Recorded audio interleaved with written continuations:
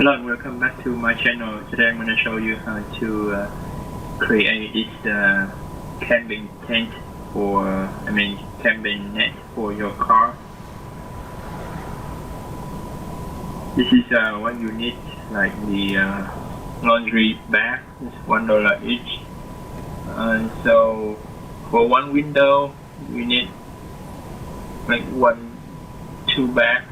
So you just cut it open and fold it, mark with the side of your windows. Basically, just double it. Many people asking me if this net can prevent the mosquito. Yes, I have tried many times, because when you fold it 2 times, it makes a hole much more smaller.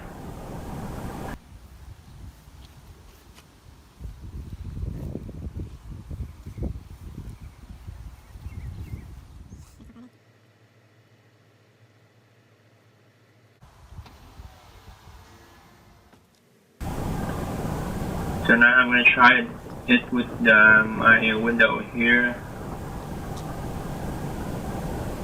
You don't have to cut anything, just fold it and connect it together.